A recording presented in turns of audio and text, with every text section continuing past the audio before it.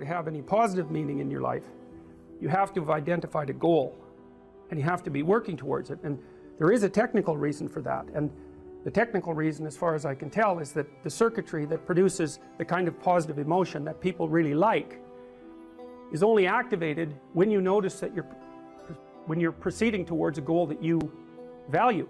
And so that means that if you don't have a goal that you value, you can't have any positive emotion. So technically that's the incentive reward system, and the underlying circuitry is dopaminergic, and when that circuitry is activated, then it's part of the exploratory circuit. It gives you the sense of being actively engaged in something worthwhile. You tend to think of positive emotion as something produced by reward, but there's two kinds of positive emotion. One is the reward that's associated with satiation, and that's consummatory reward, and that's the reward you get when you're hungry and you eat. But the thing about eating when you're hungry is that it destroys the framework within which you were operating, right? It's time to eat. Well, you eat, and then that framework's no longer relevant, so the consummatory reward eliminates the value framework. And then you're stuck with, well, what are you going to do next? And so the consummatory reward has with it its own problems, but the incentive reward is constantly what keeps you moving forward. And incentive reward, because it's dopaminergic, also is analgesic, literally analgesic. So if you're in pain, you take opiates, and that will cut the pain, but so will psychomotor stimulants like cocaine or amphetamines. And so it's literally the case that if you're engaged in something that's engaging and you're working towards a goal, that you're going to feel less pain. And you can see this happening with athletes who, they'll break their thumb or something, or maybe sometimes even their ankle, and they'll keep playing the game.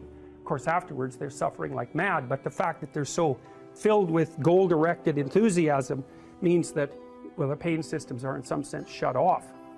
So that's an interesting thing, because what it suggests, then you could imagine, I might say, well, how happy are you that you've made a certain amount of progress? And if you think about it, what you'd say is, well, it depends on how much progress and in relationship to what.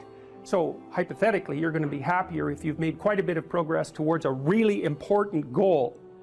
And then you have to think through what it means for a goal to be really important, because that's not obvious. Now, you could say, you're in this class and you're listening to some information, and maybe there's two reasons for that. You might find the information interesting per se, but let's forget about that for a minute. You need to listen to the information so that you can do well on the assignments, so that you can do well in the class. You need to do well in your classes so that you can finish up your degree. You need to finish up your degree so that you can find your place in the world.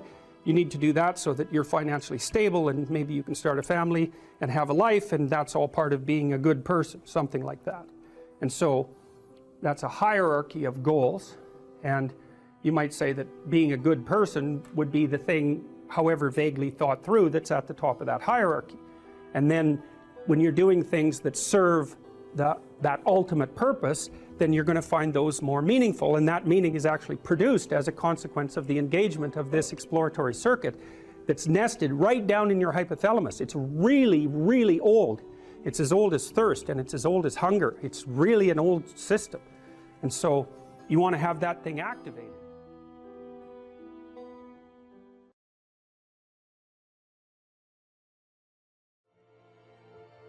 Look, last night, I was at this talk I gave, and about 1,000 people came, and about 500 of them stayed afterwards, and most of them were young men, and just one of them after the other comes up to me, and they shake my hand, and they say, look, I've been listening to what you've been saying for 6 months, and it's changed my life. It's like I was depressed, I was addicted to drugs, my relationships weren't working out, I was hopeless, I didn't have any goal. I started cleaning up my room and telling the truth and working hard on myself, and it's really working, and I just want to thank you for helping me. And I think, God, it's so sad that so many of these men, they've not had an encouraging bloody word, a real encouraging word in their entire life. It just takes a little bit of encouragement and care so that they're willing to set themselves straight to some degree and start trying. It's just a catastrophe that's so rare in their lives.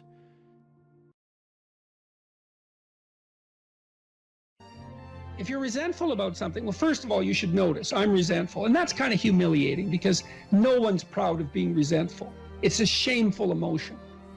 Oh, so then why are you resentful? Well, there's only two reasons as far as I've been able to tell. One is that you're allowing yourself to be taken advantage of, or you're being taken advantage of. Sometimes you're not allowing yourself. Sometimes you're a child being abused by their uncle.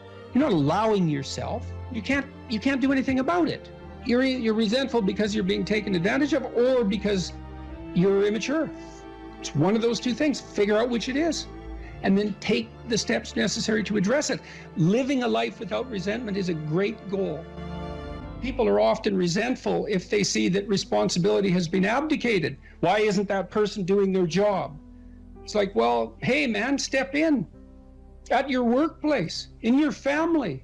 You know, and you think, well, I shouldn't have to do that extra work. Well, you shouldn't be a slave. You shouldn't allow yourself to be tyrannized. But if something bugs you because a responsibility is going unfulfilled, there's a great opportunity for you. And this is something I don't think we teach young people well. And one of the things, you may remember this, that was so striking about the tour was that I made a case fairly consistently that most people find the meaning that sustains them through the vicissitudes of life, not in happiness, but in responsibility. And that would bring everyone to a halt. It would always make the whole theater silent. It's like, oh, I never thought of that connection. Because maybe you want to avoid responsibility, and you can understand why. You can understand why. You hide from it. That is what you encounter if you go out in the world and you think, who the hell wants that? I don't want the responsibility. It's like, well, yes, you do, as it turns out. There's nothing better than responsibility.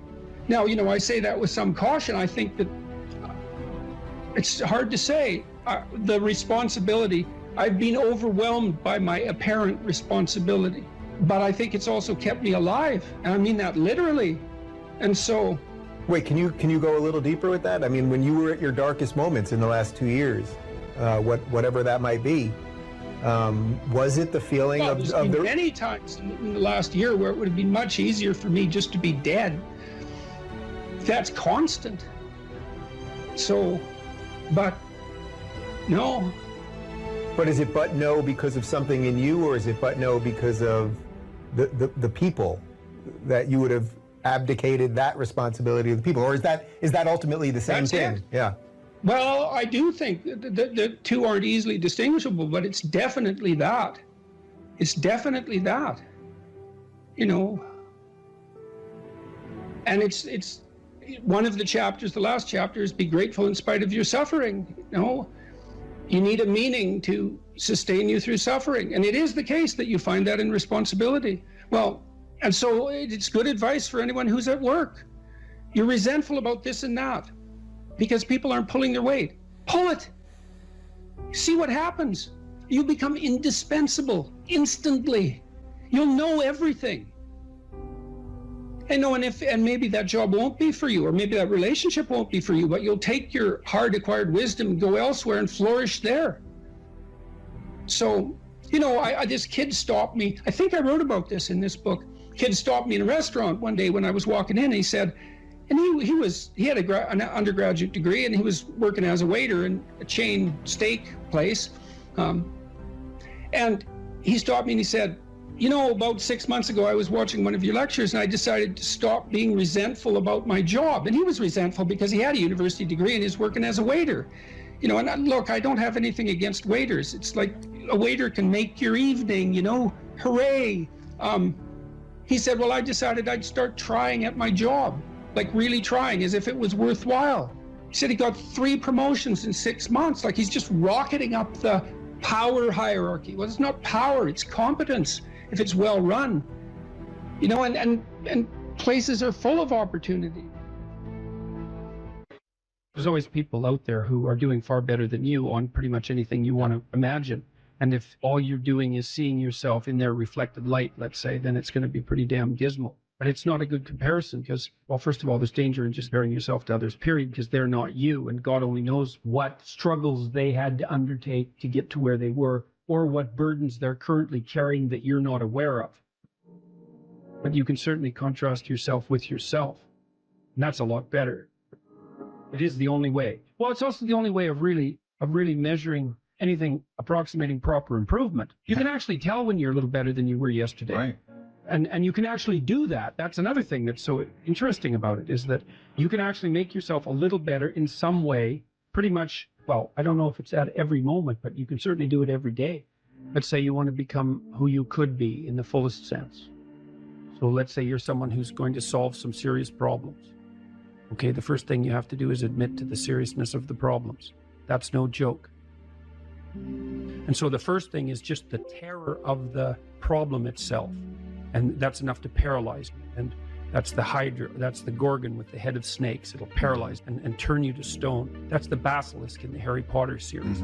You look at it and it turns you to stone and lurks underneath everything, right? And it's malevolence and tragedy.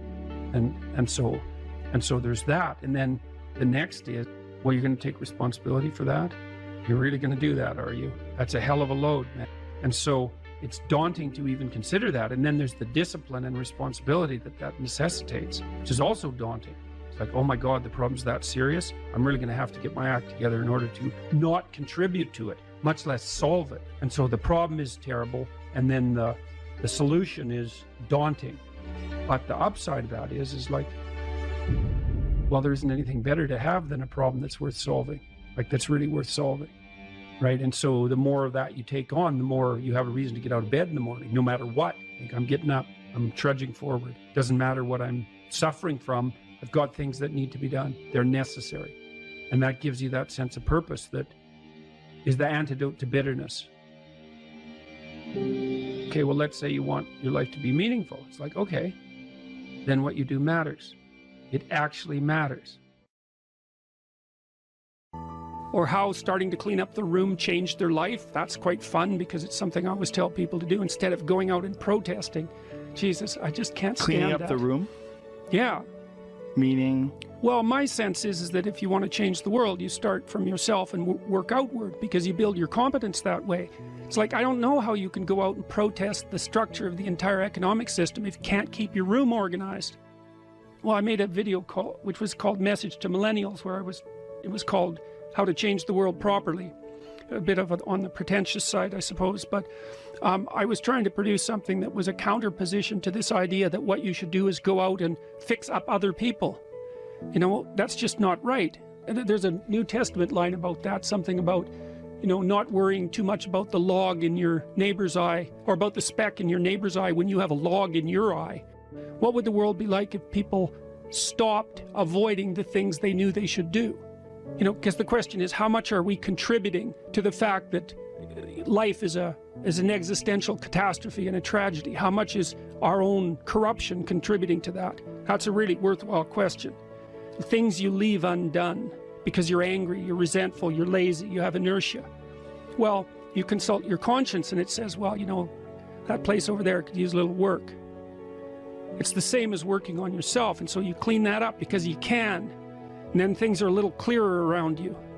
And you're a little better off because you've practiced a bit. And so you're a little stronger, and then something else manifests itself and says, well, maybe you could like take a crack at fixing me up too. So you decide to do that. And then that gets a little bit more pristine, you know, and soon, and it's humble because you're not exceeding your domain of competence. You know, it's like, don't be fixing up the economy, 18-year-olds. You don't know anything about the economy. It's a massive, complex machine beyond anyone's understanding, and you mess with it at your peril. So, and can you even clean up your own room? No. Well, you should think about that. You should think about that. Something like a general theory of meaning. That's really what I've been working on, I would say, for 35 years. Something like a general theory of meaning. And so I'm going to see if I can deliver the whole damn thing in 35 minutes. So, which I've never really been able to manage, but I've had a lot of practice, so maybe this is the night. So, okay, so the first thing I want to tell you about is a little bit about how you perceive things, because it's very important to know how you perceive things. And you don't perceive very much, by the way, because, well, there's a lot of the world, way more than you can possibly imagine, and there's not that much of you, and so a lot of information is coming in through a very narrow channel, and it isn't easy, given the fact that all that information exists, it isn't easy to figure out how to narrow that channel so that the information you get is the information that you need. information you need that also gives you a grip on the world, right? It has to be practically useful, true and practically useful, something like that. It's a very, very, very, very difficult problem to solve. And a lot of it you don't even really solve, because you can't. It's too complicated. You solve it by doing what you're doing right now, for example. So here you are in this unbelievably beautiful building, and I read today a little bit about it, and today it would cost about $1 billion to build this building. And so you're sitting here, and you're all sitting here peacefully, and you're all pointing in the same direction, right? And we're all basically doing the same thing, and we're doing it peacefully, and we can all focus on the same thing, and we had to invest $1 billion for that to be able to happen. And so you think about that, is that part of the way your society solved the problem of the complexity of the world for you was by investing $1 billion in what, how long did it take to construct this place? 15 years, something like that. Maybe it was longer. So that you could sit here in relative comfort and peace and tranquility and concentrate on something that's very focused, maybe something of beauty, something of artistic merit, something of intellectual merit, and that the rest of the world wasn't there, so you didn't have to worry about it.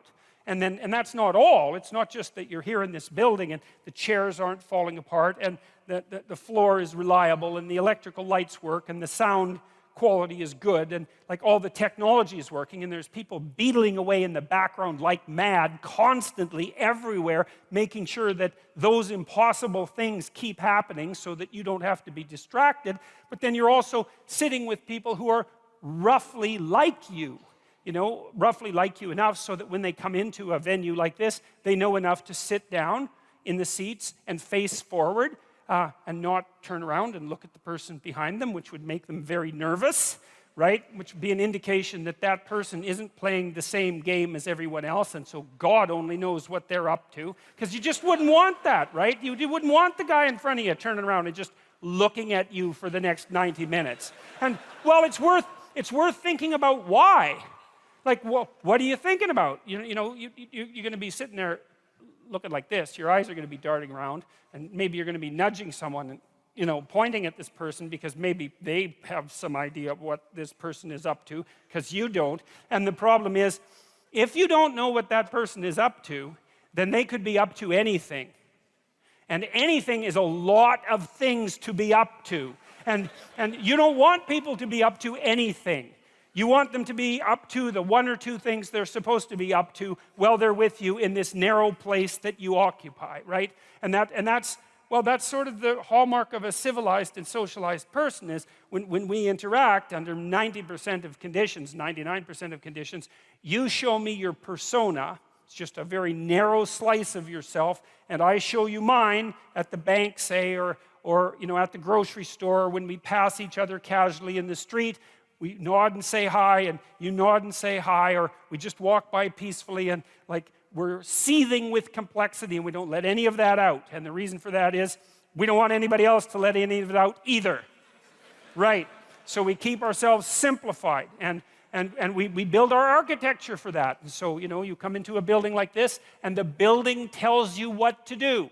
The chairs are all aligned. The chairs say, sit on me, right? The chairs are all facing the same way in kind of a semicircle, and they say, face the stage. And there's a stage. And so you come in here and all the perceptual problems are solved. And so there's all this technology and there's all this expense, and then there's the shared culture that enables you to know that this is something like a theatrical experience. And so what you do at a theatrical experience is come together as a group and remain silent but attentive, participating in that manner, and watch and listen to the main performance. And you all know that. It's part of the shared culture. And so that shared culture is also enabling you to perceive what you're perceiving right now as a protective mechanism. And that's part of a broader shared sense of civilization, and it's dependent on a shared government. And then there's other forms of protection, I mean, well, the sun isn't shining on us too brutally because we have a roof, and we're not in danger of warfare because you have borders, and you have an armed forces, and you have policemen, and it's like, Christ, there's just things going on around you like mad to ensure that you can sit here so peacefully and so much as if the world isn't a complex place for an hour and a half and do something this focused. And so that's partly how you solve the perceptual problem. You don't see the world that much. You screen a lot of it out. Now, there's a good indication, good illustration of this. A psychologist named Dan Simon did this famous experiment which he called Gorillas in Our Midst. And some of you know about it, but I'm going to go over it because it's such a fun experiment to talk about, because it's so ridiculous and so illuminating, and because it's so relevant to what I want to continue talking to you about. So here's the deal. You go into Dan Simon's lab. He was at Harvard 20 years ago when he did this, and he was interested in this phenomena called change blindness. You know, when you see those kids' books sometimes where there's picture 1 and picture 2, and you're supposed to look at picture 1 and then look at picture 2 and see what's changed. It's actually hard. You know, you look at picture 1, you say, well, I saw that. And then you look at picture 2, and it's different, but you can't see the differences. And you have to really compare back and forth before you can check out the differences. And that's what perception is like, is you're very blind to change, way more than you think. And way more than anybody thought before Simon did his experiments. And so he did this crazy experiment. So here's the setup. Video camera set up in front of a elevator bank, right? And so the camera would be here, the elevator bank would be about here, so you know it's pretty close-up shot. There's 6 people participating, 3 of them dressed in black, 3 of them dressed in white. The white team has a basketball, the black team has a basketball. They fill the whole screen, so it's not like they're way over in the corner this high and you can barely see them. They fill up the whole screen. You can detect their facial figures. It's close shot. You see their whole body, but it's clear. There's no tricks in it. And you sit there and you're the experimental subject, and the psychologist or his assistant says, okay, here's your task. And you're there to be focused on a task, apparently, because you're in the university and you're in a lab and you'd expect to be focused on a task. And so you're already primed for that, and you're willing to go along with it, to be obedient. But to be a good sport, let's say, that's better than obedient. And you want to do a good job because it's intimidating to be in a lab like that. And so you want to do a good job of whatever you're supposed to do. Unless you're a troublemaker, and you're probably not, because you wouldn't go into the lab to begin with if you were a troublemaker. So Simon says,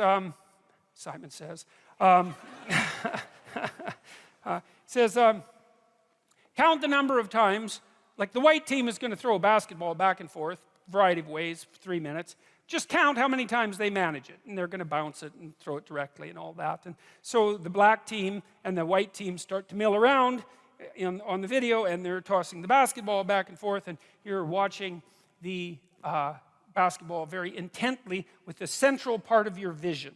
Now, the central part of your vision is very high resolution, and you can tell this. It's pretty easy. I'll show you. I don't know. No, this probably won't work because I think the theater is too big to do it. But we could try it, I guess. So look at my finger, all right? But pay attention to my face. Now that's hard, because usually when you pay attention to something, you look right at it. But I don't want you to do that. I want you to pay attention to my finger and look at my face. And what should happen, except perhaps for those of you who are quite a distance at the back, is that you'll notice that you actually can't see my facial features. So for example, if I look at even somebody in the 3rd row, if I look directly at you, I can see your facial features fine. I can tell you have glasses. I can't tell if you're male or female. I can't distinguish you from the chair, and it has nothing to do with you. Right. But you don't have to move very far away from central vision before it becomes extremely low resolution. And so that's how your visual system is set up. High resolution in the middle, low resolution as you move towards the periphery, until like out here, I actually can't tell how many, I know how many fingers I have. Well, 5 if you include the thumb, but I can't see them. If I move them, I can see them better. Because that's one of the ways your visual system overcomes its limitations, is that it's better at seeing movement than things that are stable. And that's because, well, if you're watching something and something suddenly moves, off to the right, it might be a good idea for you to shift your attention just to see what it is. And so that's a trick your visual system uses. But mostly it's foveal vision, and it's a very, very small part of your visual field, and it's extremely heavily neurologically innervated in the visual cortex. A lot of cells are devoted to that tiny area in the middle of your vision to make it as high resolution as possible. And it might be nice. Eagles have 2 fovea, by the way. They can see better than human beings. Their eyes bald eagles, their eyes are as big as human beings, and they can see better than we can. They're the only animals that can do that. They have two fovea. But you can't have that high resolution vision across the entire span of your eyes, because then your head would have to be this big to carry that much brain around, and obviously that would be hideous and also counterproductive. So we do the best we can, and what it means is that we're blind to a lot of things that we don't think we're blind to. So anyways, so you're playing Dan Simon's game, and you're counting the number of times that the basketball is tossed back and forth between the white team, and he says how many times, and you say, being a good experimental participant, you say 16, and you're right, and he says you're right, and you think, oh good, I'm smart enough to participate in a psychological experiment, and you feel good about yourself, you know. It's a little self-respect boost, let's say, because you passed the test. And then Simon says, did you see anything out of the ordinary? And you say, most of you, some people notice, most of you say, no. What do you mean? And Simon says, well, the gorilla. Did you see the gorilla? And you think, well, what do you mean, did I see the gorilla? Like, there was no damn gorilla. I'd see a gorilla, right? If we're watching me on stage and a gorilla came out here, you'd see it. Maybe, as it turns out. It might depend on what the gorilla was doing. But in any case, so Simon rewinds the tape as you watch it, so that there's no tricks, and he says, don't count the balls this time, just watch. So it's a different command, right? So you have a different aim now. You're pursuing a different value structure. He says, just watch. And he rewinds it, and sure enough, you see the gorilla coming out backwards and being in the middle, and then going off to the side. And then he replays it for you. And minute and a half into the 3-minute video, in waltzes this damn gorilla. It's a guy, because they didn't have a gorilla for obvious reasons. Ethics committees wouldn't allow them to use a real gorilla.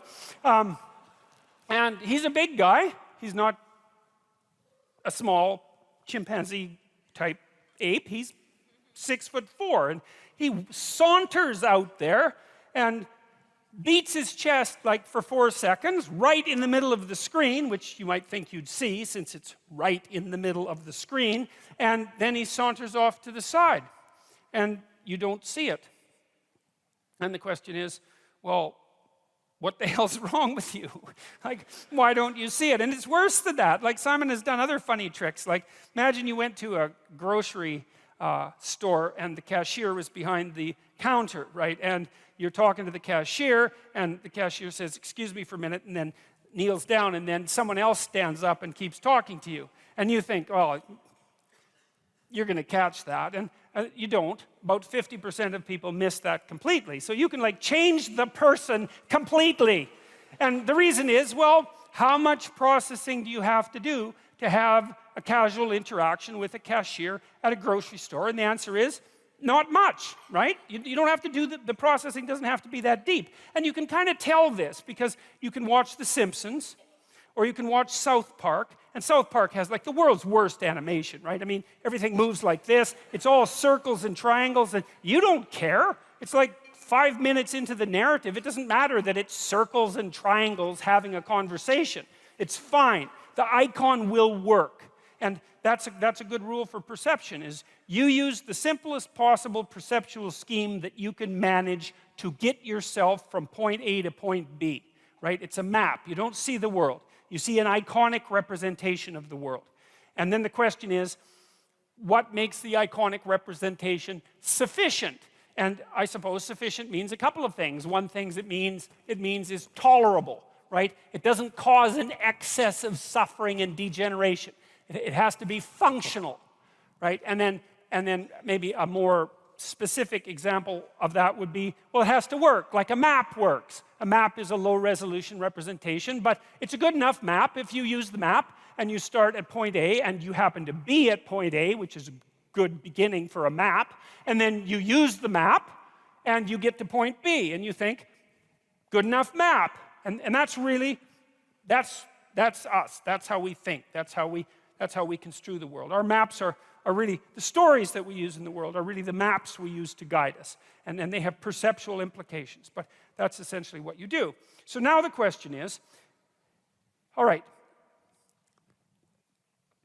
What happened in the gorilla video? Well, what happened was you were aiming at something, right? You're aiming at counting the passes. And the question is, well, why were you doing that? And the answer is, well, someone told you to, asked you to. And then you might ask, well, why did you listen to them?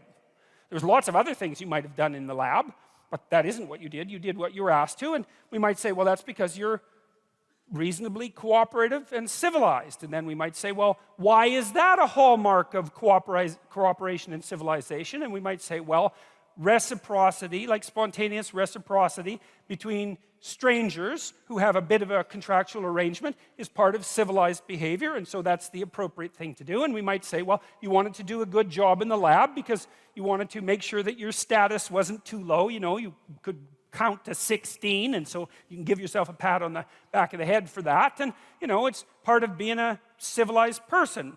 And so there's a huge value structure behind that. Like, you didn't go into the lab and shoot it up, you know. You didn't bring a hand grenade, right? And you didn't sexually assault the experimenter. There's lots of things you could have done in there, and you didn't do those things. You just sat there and counted the balls and missed the gorilla. Okay, so, and there's complicated reasons for that. There are deep reasons for that. And so there are deep reasons for how you perceive things and why. You don't have to necessarily have done anything wrong for things to get completely out of control. It's a terrifying doctrine, but it's not a hopeless doctrine because it still says that there's a way forward, there's a pathway forward, and the pathway forward is to adopt a mode of being that has some nobility so that you can tolerate yourself and perhaps even have some respect for yourself as someone who's capable of standing up in the face of that terrible vulnerability and suffering, and that the pathway forward, as far as the existentialists are concerned, is by, well, certainly by the avoidance of deceit, particularly in language, but also by the adoption of responsibility for the conditions of existence and some attempt on your part to actually rectify them. And the thing that's so interesting about that is, well, two, as far as I'm concerned, and some of this is from clinical experience, you know, if you take people, and I've told you this, and you expose them voluntarily to things that they are avoiding and are afraid of, you know, that they know they need to overcome in order to meet their goals, their self-defined goals. If you can teach people to stand up in the face of the things they're afraid of, they get stronger. And you don't know what the upper limits to that are, because you might ask yourself, like, if for 10 years, if you didn't avoid doing what you knew you needed to do, by your own definitions, right, within the value structure that you've created to the degree that you've done that, what would you be like? Well, you know, there are remarkable people who come into the world from time to time, and there are people who do find out over decades-long periods what they could be like if they were who they were, if they spoke their being forward. And they get stronger and stronger and stronger, and we don't know the limits to that. We do not know the limits to that. And so you could say, well, in part, perhaps the reason that you're suffering unbearably can be left at your feet, because you're not everything you could be, and you know it. And of course, that's a terrible thing to admit, and it's a terrible thing to consider, but there's real promise in it, right? Because it means that perhaps there's another way that you could look at the world, and another way that you could act in the world, so what it would reflect back to you would be much better than what it reflects back to you now. My experience is with people that we're probably running at about 51% of our capacity. Something, I mean, you can think about this yourselves. I often ask undergraduates how many hours a day you waste, or how many hours a week you waste, and the classic answer is something like 4 to 6 hours a day. You know, inefficient studying, watching things on YouTube that not only do you not want to watch, that you don't even care about, that make you feel horrible about watching after you're done. That's probably 4 hours right there. You know, you think, well, that's 25 hours a week, it's 100 hours a month, that's 2.5 full work weeks, it's half a year of work weeks per year. And if your time is worth $20 an hour, which is a radical underestimate, it's probably more like 50 if you think about it in terms of deferred wages. If you're wasting 20 hours a week, you're wasting $50,000 a year. And you are doing that right now. And it's because you're young, wasting $50,000 a year is a way bigger catastrophe than it would be for me to waste it, because I'm not going to last nearly as long. And so if your life isn't everything it could be, you could ask yourself, well, what would happen if you just stopped wasting the opportunities that are in front of you? You'd be Who knows how much more efficient? 10 times more efficient, 20 times more efficient. That's the Pareto distribution. You have no idea how efficient people get. It's off the charts. Well, and if we all got our act together collectively and stopped making things worse, because that's another thing people do all the time, not only do they not do what they should to make things better, they actively attempt to make things worse because they're spiteful or resentful or arrogant or deceitful or homicidal or genocidal or all of those things all bundled together in an absolutely pathological package. If people stopped really trying just to make things worse, we have no idea how much better they would get just because of that.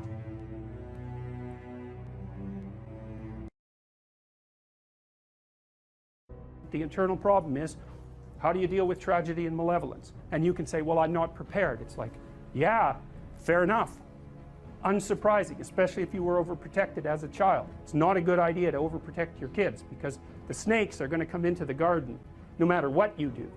And so then you, instead of trying to keep the damn snakes away, what you do is you arm your child with something that can help them chop them into pieces and make the world out of them.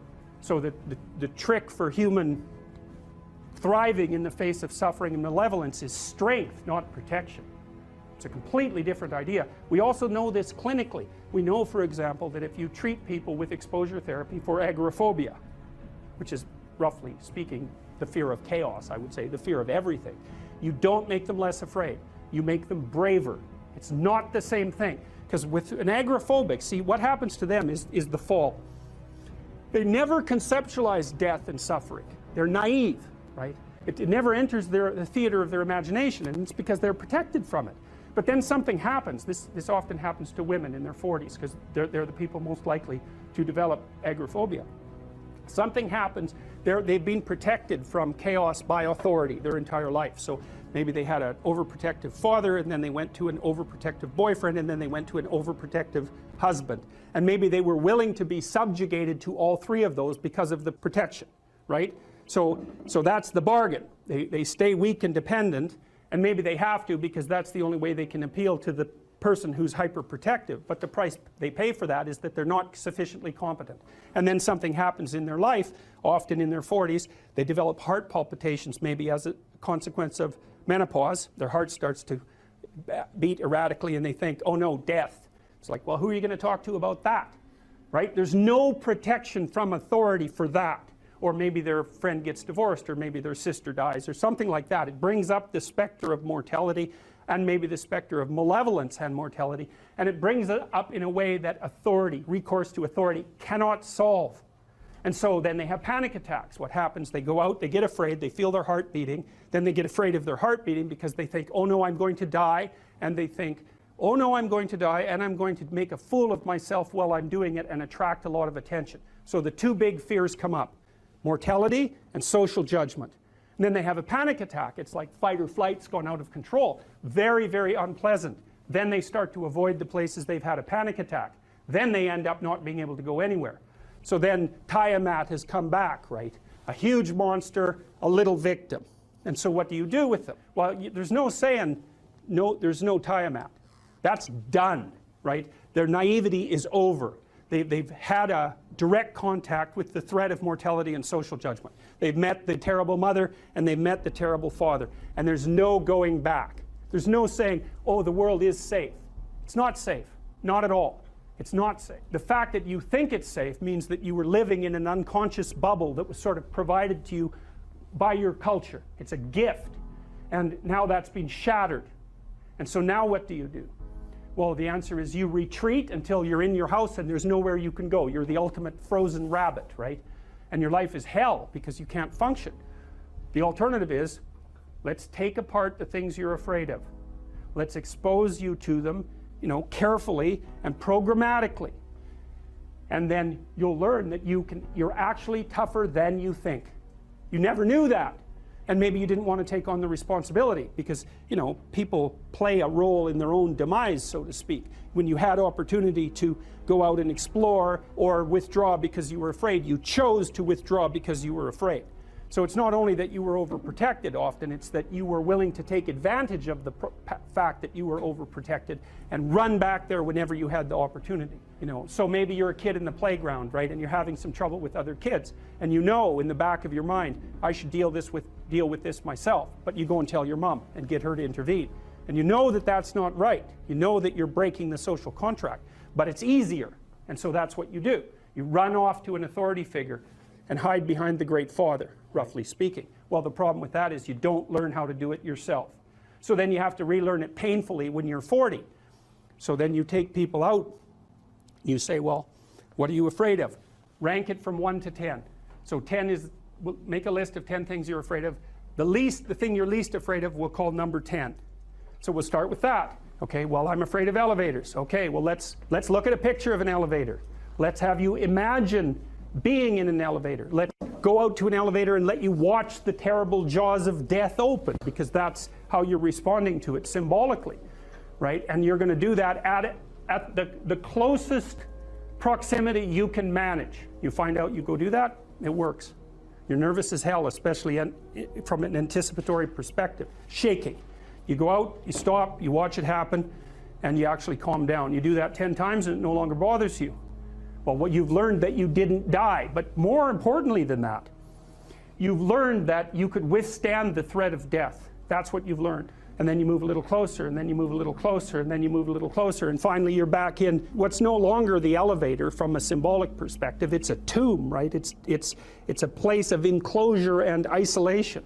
And you learn, turns out I can withstand that. And then you're much more together, much more confident. And that's often one of the things that often happens in situations like that. I've seen this multiple times, is that if you run someone through an exposure training process like that and toughen them up, they'll often start standing up to people around them in a way they never did before, because they wouldn't stand up for themselves before, because they weren't willing to undermine the protection. See, if you're protecting me, I can't bother you, because I can't afford to forsake your protection.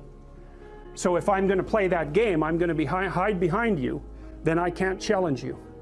So that's no good, because that's sometimes why people, you see this with guys very frequently, they're still deathly afraid of their father's judgment when they're in their 30s or 40s.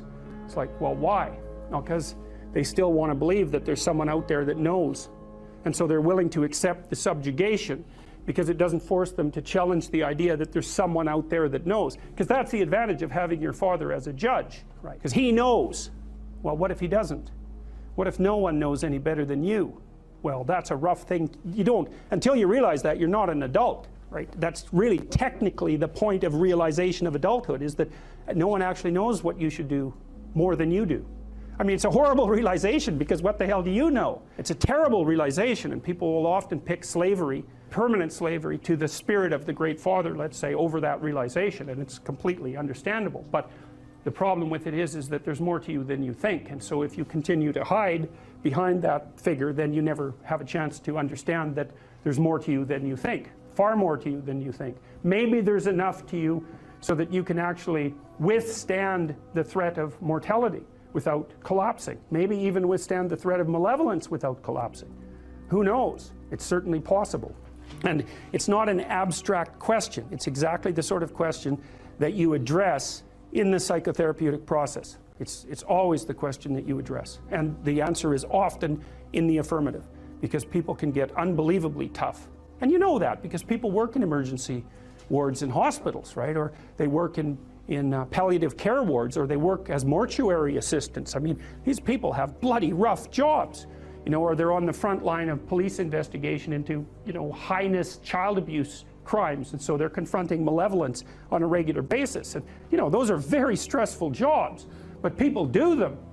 And some people do them without even being damaged by them, although that's a harder thing, because you can see horrible things, you know, things you'll never forget.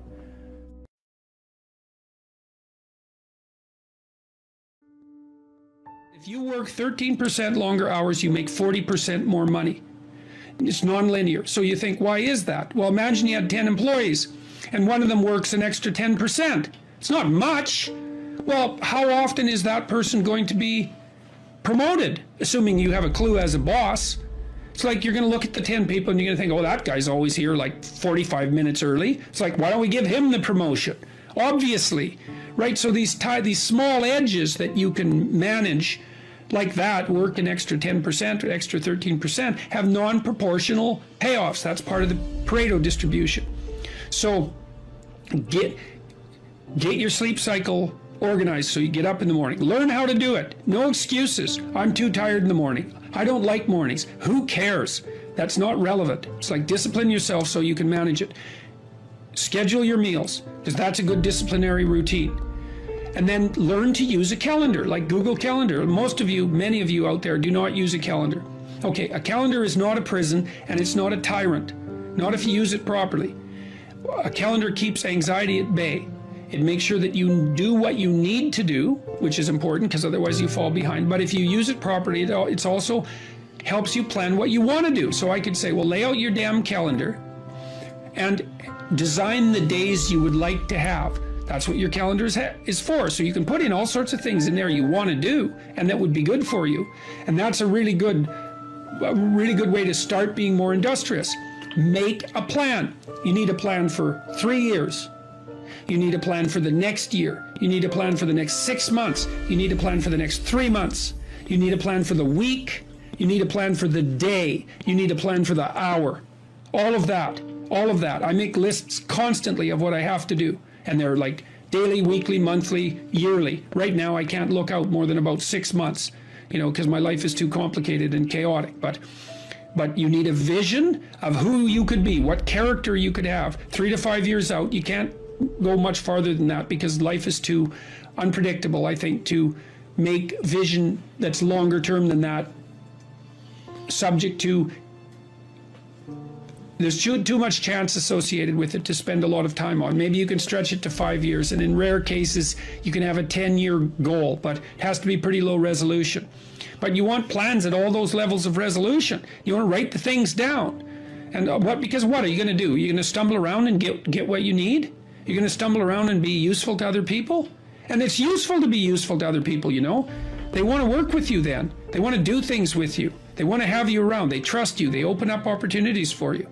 And if you stumble around like you're blind, you're not going to get anywhere. And then you're going to suffer. And then you're going to be bitter. And then you're going to be cruel. So that's hell. That's a bad outcome. So unless you want that, don't aim for it. Or aim for the opposite, because that's how you get out of it. Make a plan, man.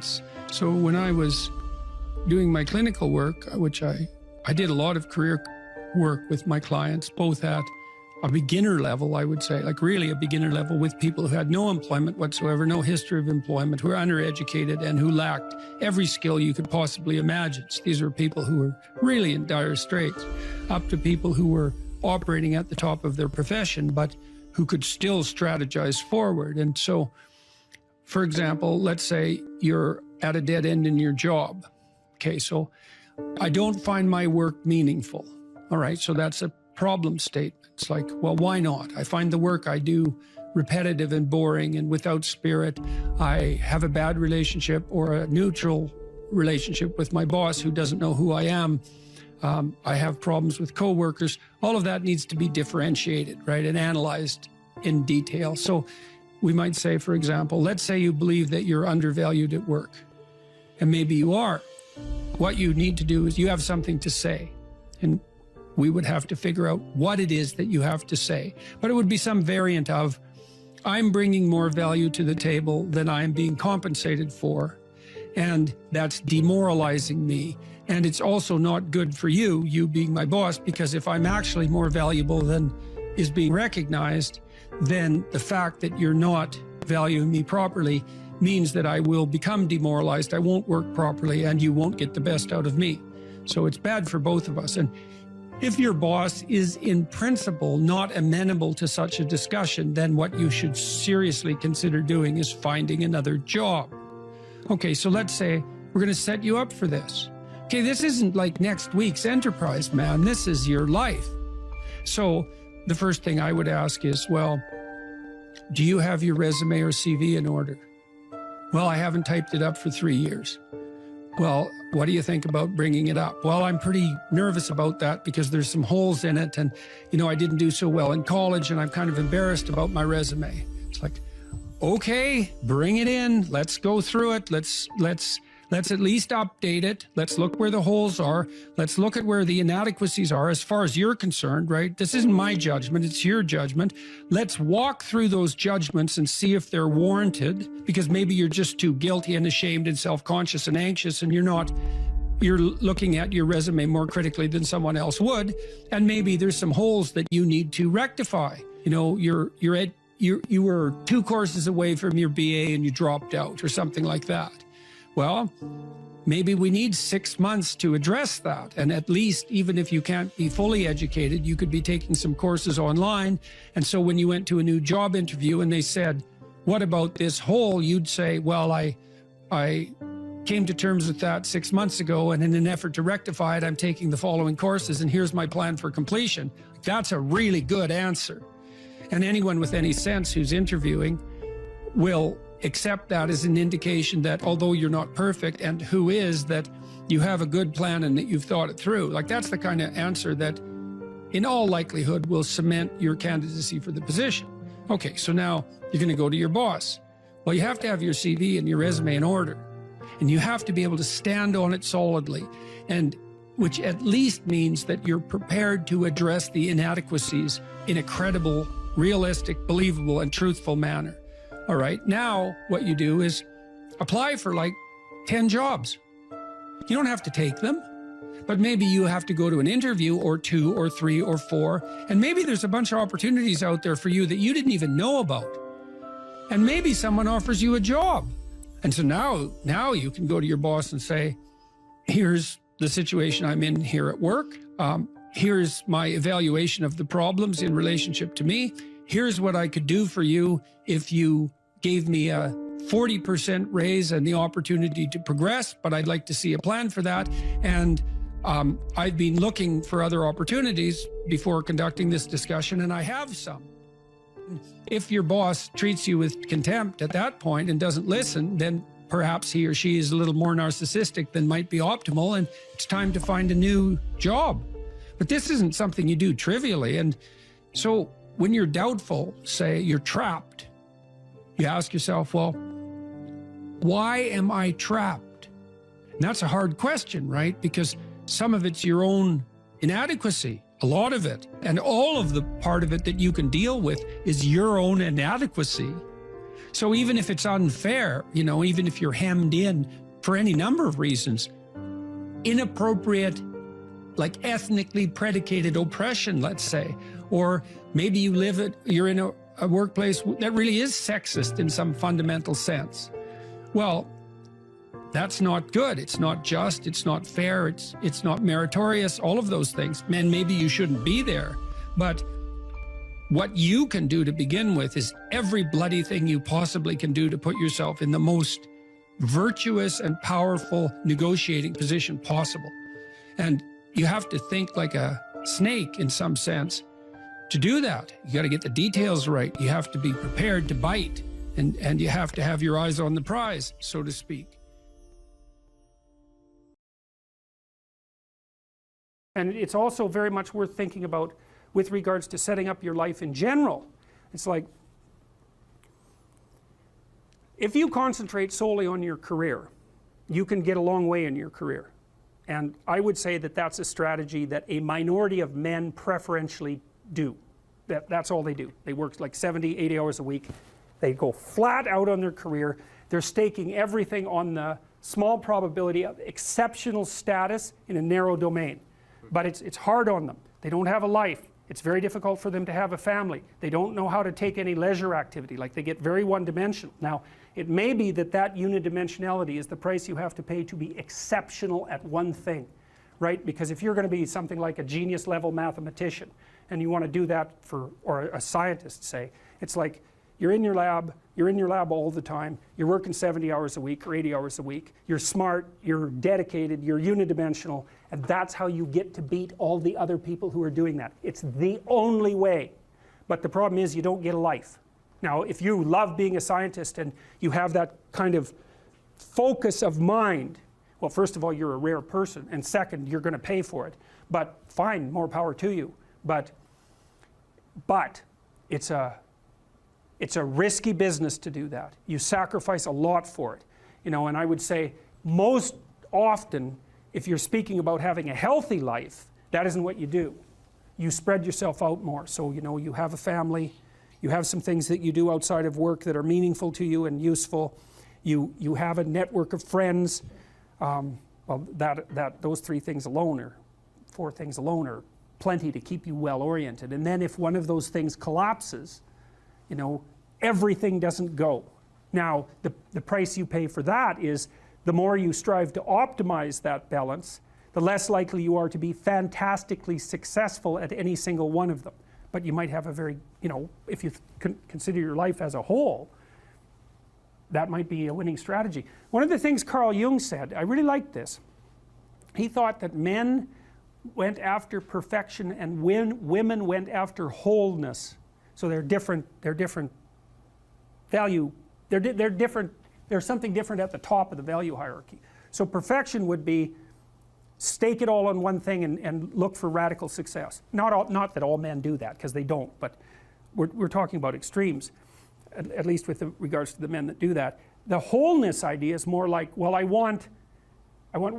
it's like I want one thing in my life to be 150%, or I want 5 things in my life to be 80%. Well, there's a lot more richness in a life where you have 5 things operating at 80%, but you're not operating at any of them at 150%.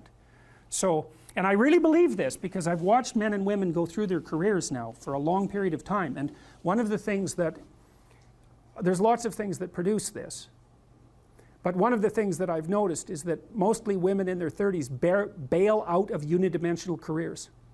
They won't do them. They won't put in the 80 hours a week that they would have to put in order to dominate that particular area. And it isn't, the reason that they won't do it is because they decide it's not worth it. And no wonder, because why would that be worth it? You have to ask yourself that. It's like, well, you want to be an outstanding scientist. It's like, okay, really, that's what you want, because that means that's what you do. Because you're competing with other people, you know, they're smart, they're hardworking, and if you want to be at the top, you have to be smarter and work harder than any of them. And working hard means working long hours. I mean, it also means working diligently, but in the final analysis, it's also an additive issue. If I'm smart and hardworking and I can crank out for 70 hours a week, and you do it for 30, it's like, in 2 years, I'm so far ahead of you, you will never ever catch up. So, anyways. And I think partly, maybe part of the reason too that women are oriented that way more than men, I think there's 2 reasons. One is socioeconomic status does not make women more attractive on the mating market, but it does make men more attractive. And the second is women's time frame is compressed, right? Because guys can always say, well, I'll have kids later, and they can say that till they're like 80. Whereas women, it's like, no way, man, you got to get it together by the time you're, let's say 40, but really probably by 35, but definitely by 40, because otherwise it ain't happening. And that's bloody dreadful. Like, the most unhappy people you ever see, no. No. One of the common routes to extreme unhappiness is to want children and not have them. I wouldn't recommend that. You know, you see couples who are in their 30s. 1 couple in 3 over the age of 30 has fertility problems. That's defined as inability to conceive after 1 year of trying. 1 in 3. So it's worth thinking about, because people are very, very unhappy if they want to have kids and then they can't. Man, you're in the medical mill for 10 years if that's what happens to you. Regulate your habits. Try to get up at approximately the same time each morning. I would recommend that you get up approximately when other people get up. So that would be something in the neighborhood of 7:30 or 8 in the morning. Perhaps earlier, perhaps a little bit later, but you want to stabilize that, because your circadian rhythms operate more, what would you call it, fluidly, and your mood is likely to be regulated better if there's islands of stability in your daily routines. Human beings like daily routines, just like dogs like daily routines. And so regulate your sleep. I would say when you get up in the morning, eat breakfast. That's a really important thing to do. I can't tell you how many people I've treated in my clinical practice whose proclivity for emotional instability and depression, anxiety, general hopelessness, emotional pain and gloom and doom, as well as capacity to concentrate, were properly regulated or inhibited or reduced by merely ensuring that they ate I would say, a protein and fat-rich breakfast relatively soon after they wake up. And that's especially true if they're stressed. And as it turns out that if you stress yourself after a fast, which is of course what you've undertaken if you haven't eaten since the night before, that your body produces enough insulin to deplete the sugar in your blood. And then it's very difficult for you to become regulated properly with regards to your metabolism until you sleep again. And so it can be regulating your sleep, and your breakfast eating habits in particular can be in a very effective way of regulating your mood and increasing your capacity to concentrate.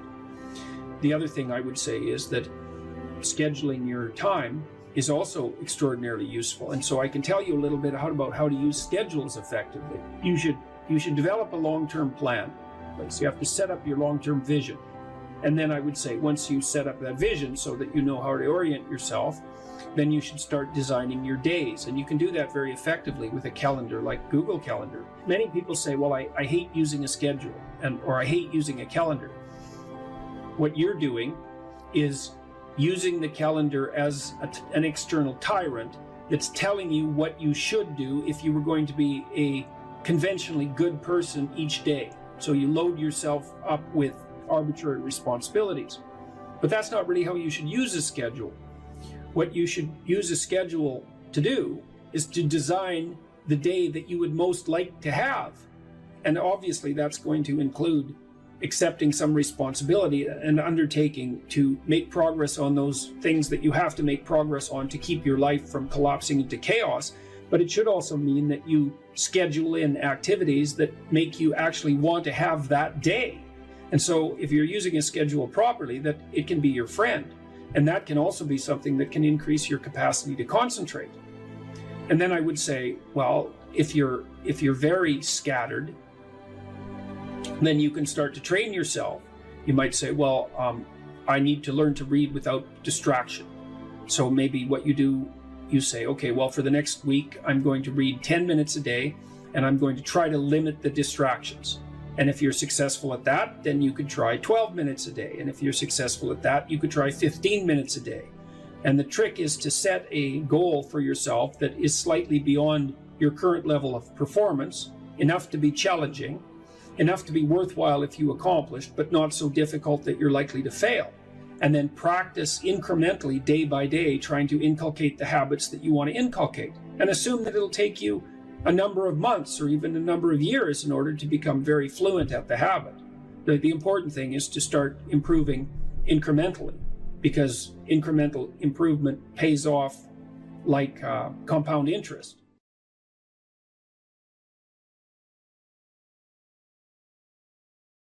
And I would say you don't just have to face the reality of unjust suffering and death in your life. You have to face the reality of hell. And you might say, well, I don't believe in hell. It's like, well, do you believe in Nazi Germany? You know, do you believe in the Stalinist Soviet Union or Maoist China or Cambodia? That's hell. And you can assess that more deeply. You could say, well, that's not even hell. That's not as precise a formulation of hell as you might be able to conceptualize. Hell is actually participation in the process that led to the establishment of those countries. And that's something that human beings do. And the fact that we do that is something we have to face. And maybe that's even worse than death. And I think you can make a case for that. I really do. I think there are things in life that are worse than death. There are things in life that are worse than unjust suffering and death. And the things that lead to hell are worse. And you might think, well, I don't have to worry about that. It's like, yeah, you do, as a matter of fact, because you're going to face those things too. And you're going to face that when you face your own malevolence, which you will, and you're going to face that when you face the malevolence of others, including the mob. And some of that's just death and tragedy, and some of it is something far darker and deeper than that. And so, yeah, you face that. And so that's kind of interesting.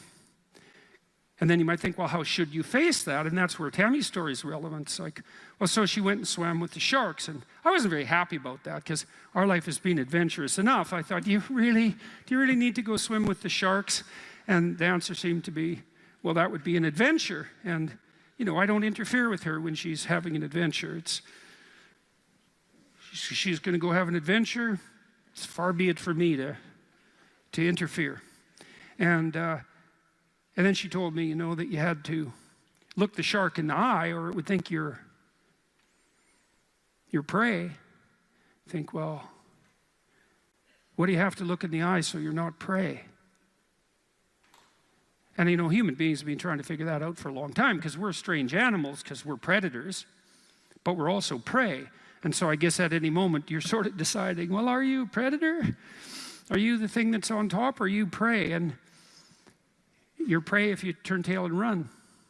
And there's a psychological truth there, like a deep psychological truth. And it seems to be something like if you practice forthright and voluntary exposure to that which terrifies and dismays you, it transforms you.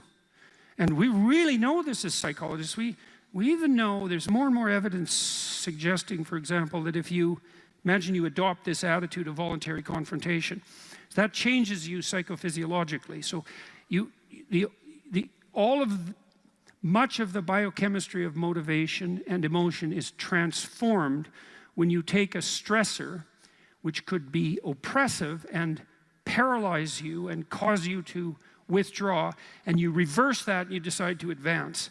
It's like a different spirit inhabits you. And I mean this physiologically. There's a whole different pattern of being that makes itself manifest in you neurologically and psychophysiologically and pharmacologically. So you take it on as a challenge, right? And that transforms you at a cellular level too, because one of the things we've discovered in recent years is that if you do something new and complex, then that turns on that parts of your DNA that haven't produced proteins before will start producing new proteins and reconstruct you from the cellular level up. So it's a deep transformation, and we have no idea how deep. And again, you could ask yourself, if you didn't withdraw in fear from anything from everything that life threw at you, who could you become? And I would say that's the central religious question in some real deep sense. You know, are more things thrown at us than we can manage? Well, that's a tricky question because pretty dreadful things are thrown our way.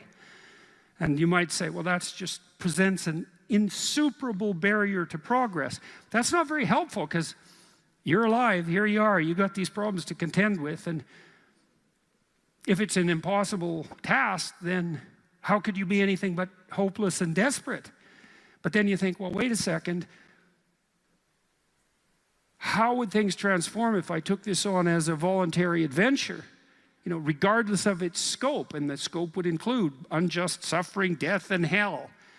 And that's not just some religious or metaphysical vision. It's like, no, you're actually going to have to contend with that in your life. In whatever way those things make themselves manifest to you personally. That's coming, man. And so maybe you better get prepared. And then the question might be, well, what would happen if you got prepared? And the answer might be, you'd be prepared. And I think the religious enterprise in its deepest sense is that process of preparation. And you know, you might want to even push that a bit farther. You might say, well, not only do you want to get prepared for what's coming your way, but you want to be so prepared that when it comes your way, that it doesn't make you bitter and resentful and tempted by the desire to walk the path that would make all of that even worse. And so you might say, well, if you could really face up to what you need to face up to, not only could you turn yourself into someone that could bear the catastrophe of life and exposure to hell, but maybe you could turn yourself into someone who would still do good even while facing those things. And that's a pretty noble goal, you know, because it's realistic. It's not naive at all. It says, look, man, you know, trouble's coming your way, and it's real. And yet it's possible that you could confront that and still do good in the deepest sense. It's like, well, that's quite something. It would be really quite something if that's true. And one of the preconditions of that would be faith, I suppose. And in some sense, that's what Tammy was manifesting when she went down and swam with the sharks. The faith that if she looked the bloody predator in the eye, that would solve the problem. And then you think too, well, could it be any other way? It's like, well, we have all these problems in our lives, and we could think there's two possible ways of approaching those problems. One would be we just ignore them in the hopes they would what? Go away? Well, and no one thinks that's, no one who isn't a child thinks that, and very few children. Nobody believes that. We know perfectly well that if you got to face something, man, you better face it. And if you're going to face it, that's probably the best pathway forward. And then you might think, well, what does that mean ultimately? And it might mean something like, face it, you know, as deeply as you possibly can and as voluntarily as you possibly can. And there's an element of faith in that because you have to put yourself on the line. But you're kind of stuck with that anyways. You know, that's the rub. Faith is a presupposition for living in the truth.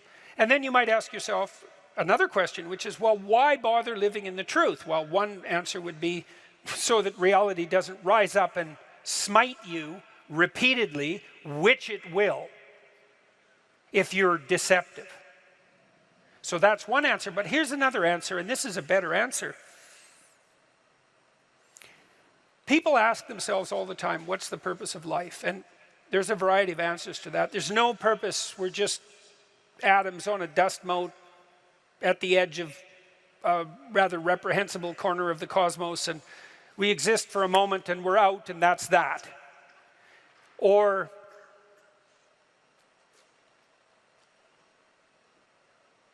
we're so lost in a plethora of subordinate meanings that we're confused and aimless. Or we want to be hedonistically happy, and I would say that's really the offer that's on the table in our culture most of the time. It's like, well, I just want to be happy. And people will say that to you. It's a slogan. It's the most common slogan of our time, I would say, and it's such a preposterous slogan. It's like, what do you mean just? You just want to be happy. That's all. That's all you want. That absolute impossibility. You want bliss unending, no matter what you do, and that's all you want. It's not exactly a small ask, let's say, because it's the same thing as asking to dwell permanently in paradise. It's something like that. So it's not that likely. And then it also isn't true. That isn't what you want. If you do careful analysis of what people mean when they say they just want to be happy, what they mean is they don't want to suffer stupidly. We're much more concerned with not experiencing an excess of negative emotion than we are with experiencing a surfeit of positive pleasure. So first of all, we don't mean we just want to be happy. We mean, please don't make us too miserable. And fair enough, that's reasonable. But then even on the happiness front, even on the absence of misery front, that's not true. One of the things Dostoevsky pointed out in Notes from Underground, which is so bloody brilliant, he was criticizing the idea of materialist utopia. He said something like, well, imagine we made our materialist utopian dreams come true, and everybody had enough to eat all the cakes they wanted and enough to drink and nothing to do, he said, but busy themselves with the continuation of the species. And we were so pleased that we emitted nothing but bubbles of bliss. He said, human beings were so damn ungrateful that the first thing we do is take a stick and smash up all that comfortable prosperity just so that something unexpected and provocative could happen. And that's very smart, you know, that's hearkening in some sense back to the story of the Garden of Eden and the proclivity of human beings to eat the forbidden fruit. It's like it isn't obvious at all that we want happiness. It isn't even obvious that we want absence of misery. What's really obvious is that we want an adventure, right? We want an adventure that's so compelling that it makes the misery of life not just justifiable, but worthwhile. You want to look back on your life, you know. You want to look back on your life, and you know this to be true. You want to be able to say to yourself, even considering a month or a week or a series of days, you want to be able to say, that was really difficult, but you know what? It was worth it. And I think that's what you want from your life. It's something like, you know what? That was difficult, but it was worth it. And that meant that the adventure was so great that it justified the difficulties. And so then the question is, and here's the question, where do you find the great adventure of your life? Well, how about in truth? Well, why? Because you don't know what's going to happen if you tell the truth. It's a mystery. It's going to lay itself out for you. And so that's an adventure, because you literally do not know what's going to happen. You have to let go of knowing what's going to happen. And so then you have that adventure, and then what is also the case is that it's you that's having the adventure, right? Because if what you're doing is living in truth, that's you, that truth is you. And so that means that whatever happens when you tell the truth is your adventure. And then you think, well, I'm using deception. It's like, well, maybe you are, but maybe deception is using you. And then maybe it's the spirit of deception that's having the adventure of your life. And then you might ask yourself, well, why are you so miserable and unhappy? And the answer would be, well, the spirit of deception is having the adventure of your life. You're not even there. Because if you're not living in truth, you're not there. Obviously, what's there is the spirit of deception. And you might think that's your deception, but I would be very careful about thinking that, because there have been centuries of meditation on the nature of the spirit of deception. And the answer isn't that the spirit of deception is you. The answer is that the spirit of deception is something that possesses you and convinces you that it's you. And that's not something you want to fall into the clutches of. So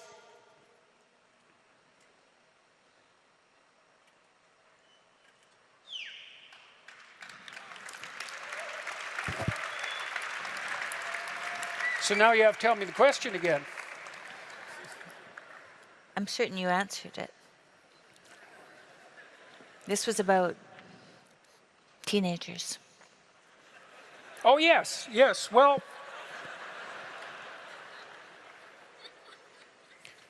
back to the teenagers. Do you not want to go to college, or are you just lying about being lazy? So that's a question, and we can ask ourselves that question. And as I said, on the teenage front, craft a vision, craft a compelling vision. That's really what we are as human beings, is we're visionaries. That's how we confront the horizon of the future. We meet the horizon of the future by crafting a compelling vision. And your vision might not involve a college education, but it should be a vision that makes you think, if I could make that come true, it would justify the trouble that it would take to manage it. And I think that's the right attitude to take towards your life. And we're all going to have our crosses to bear in the most fundamental manner. We all have to deal with the catastrophe of mortality. And I think we all have to deal with the reality of hell. And you can think about that religiously or not. Political hell will do for hell as far as I'm concerned. We certainly saw no shortage of evidence for that in the 20th century. And we all have to contend with that, right? The reality of mortality and the reality of hell. And then we all have to contend with the fact that we have to develop a vision for our life that is so compelling that it justifies those bitter realities. And that's really the nature of the religious enterprise. And that's something you can embark on and should embark on young. If you're trying to figure out who you are, it's figure out who you need to be in order to justify the catastrophe of your life. And then you think, well, that was difficult. Man, that's for sure. But it was worth it. So, thank you very much. It was very good of all you to come tonight. I appreciate your time and attention. Thank you, Tim. You're welcome. Yeah. Lovely to be here. That's so nice. Thank you.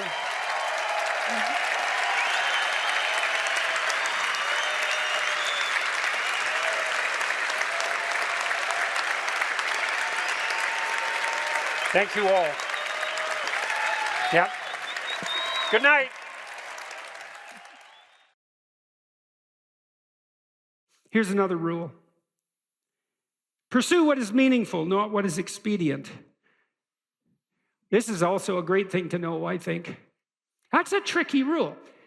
Expedient might be, we're going to have a conversation, and I want something from you. And a lot of conversations are like that, you know, because you have a goal in mind. This is what I want from this person. And so then you craft your conversation to get what you want, right? You subordinate your words to the ethic of your desire. And you might say, well, what's wrong with that?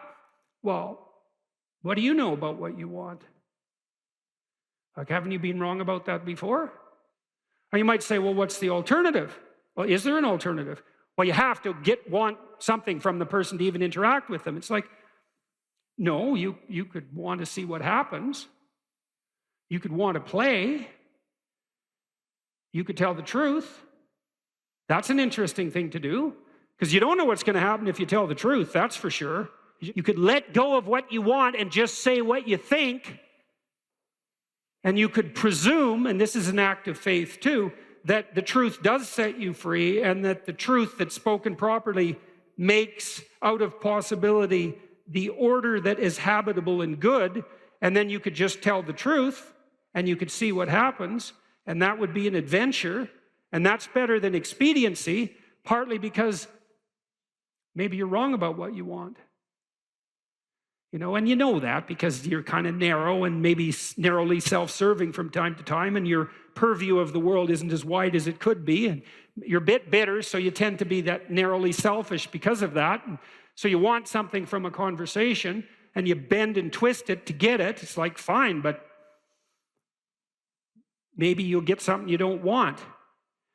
Or worse, you'll get something that's positively bad for you. That happens a lot. And so part of the reason there's a deep moral injunction to tell the truth in a religious sense is because there's a hypothesis behind that, which is there isn't anything better that can happen to you than what will happen to you if you tell the truth. Now, that might be hidden from you because sometimes if you tell the truth, and I don't mean to blurt everything out carelessly, like this is a sophisticated thing to do. It's not careless. It doesn't mean just say any old thing that pops into your head. You have to be judicious with the truth. But the notion would be, if something emerges as a consequence of engaging truthfully, and it doesn't seem to be going your way, wait.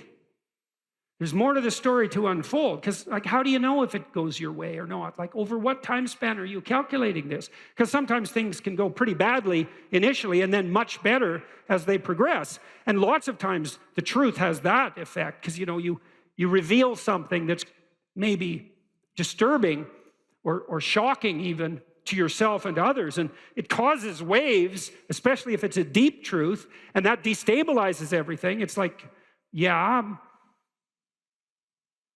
but maybe that's preferable to a false peace. You can't find out if it's true without doing it.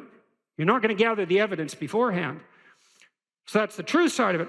Meaning, pursue what's meaningful instead of what's expedient. It's another hint, like the spirit of play, about the pathway. The yin and yang symbol, the famous symbol, it's two serpents, one black, one white, head to tail. Inside the black serpent, there's a white dot, and inside the white serpent, there's a black dot. And the representation is something like the world of your experience is made up of chaos and order. And order is where you are when things are going according to what you want. And chaos is everything that can come in and disrupt that. And both of those can be positive and negative. Too much order, tyranny, right? Too much chaos, nihilistic uncertainty. Optimized balance. So let's think about what the optimized balance would mean. You have a structure of perception and conception that you inhabit. It's orderly, reasonably orderly. Orderly enough so that when you inhabit it, most of the time things are going the way you want them to go. But things change and shift, and you don't know everything you should know. So you can't just stay where you are with a good thing. You have to expand. And as you expand, you move out of the domain of order into the domain of chaos, or out of the domain of actuality into the domain of possibility. And then you might think, well, how do you know when you're doing that optimally? Well, one marker, as I said before, maybe that you do it in a spirit of play. But another is, and this is so much worth knowing, things get meaningful. You know, people ask, does life have any meaning? It's like, why is anything worth doing if in 4 billion years the sun is going to envelop the earth? And the answer to that question is, that's a stupid question. And I can prove that in some sense. It's like, you're a mother and your baby's crying, and so you're going over there to do something about it. And someone comes along and says, why do you care if that baby's crying? You know, in 4 billion years, the sun is going to envelop the earth. And what's the right response to that? It's something like, go away. Are you out of your mind? And the answer to that question is yes, you are out of your mind. Of course, you can find a time frame or a spatial frame of reference that makes everything you do pointless. You know, it's like, what is this going to matter in 20 trillion years? Well, it's like, the only proper response to that is that's not a wise time frame. Imagine you're in a concert, you know, listening to some great music, and it's got you, you know, and someone taps you on the shoulder, and you know, this is going to come to an end. And well, what's your response? Like, go away. And that's the right response to that voice in your head that does those things to you, which says, you know, you're engaged in something, and a nihilistic thought comes out. Well, what's the point of this, given, you know, how unbearable the world is in the current political situation, and the fact that we're inhabiting some ball of dust on the edge of some fringe part of the cosmos, and that everything's dead and material. It's like, get thee behind me, Satan, right? Really, it's not a mark of wisdom.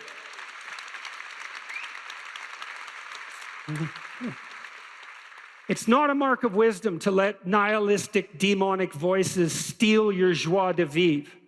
That is not a mark of wisdom. And you might object, well, at least it's not naive. It's like, yeah, cynicism might be preferable to naivety, but it doesn't hold a candle to wisdom. And that's worth knowing too. Because once you've been hurt and you're cynical, there's no going back to naive. But there's no point in staying at cynical. And there are degrees of courage way beyond cynicism. And some of that is the regaining of the faith you had as a child despite your current level of wisdom. And that's something to strive for, right? That's a moral attainment. That's not a burying your head back in the sand. Quite the contrary. And so, well, back to the yin and yang symbol. Imagine you have an instinct that orients you. Well, you do. As a matter of fact, there's a reflex that's replicated at multiple levels of your nervous system, and it's ancient. If you have a nervous system as an animal, you have this reflex. And the reflex is something like surprise. You know, if I walk across the stage and I hear a loud noise behind me, I might go like this.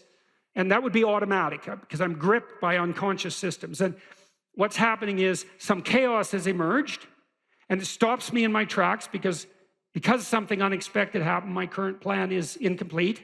And then I'll turn and orient towards the place of the disturbance.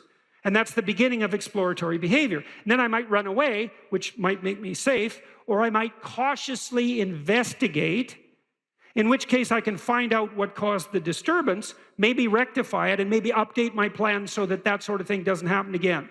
That's a better approach. Another way of thinking about this too, you know, in the Abrahamic stories, God calls to Abraham to get him to leave his father's tent. He's there like till he's 80, you know, lagging around, lolling around, being useless. And the call to adventure arises, and it's attributed to the voice of God. And Abraham goes out in the world, and he has a hell of a terrible time of it. He encounters famine and tyranny and conspiracy to steal his wife. And like, it's really quite dreadful, to the point where you might think that Abraham was a lot better off just being in his tent. But the story insists that Abraham's adventure is not only necessary, but a precondition for, well, for the entirety of Western civilization that follows in his stead, essentially. And so it's difficult, but necessary.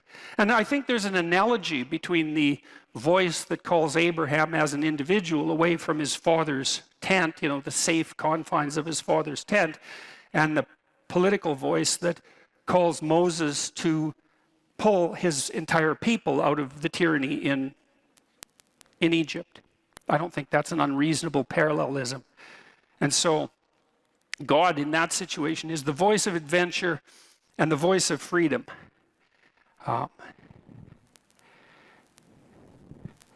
Okay, now, Moses heeds this call and convinces the Pharaoh, eventually, to let the Israelites go. And so they leave tyranny. And the story is very interesting to me because it's so sophisticated in structure, because you might think once you get out of the tyranny, problem solved. Right? And you could even think about this in terms of the tyranny of your own preconceptions.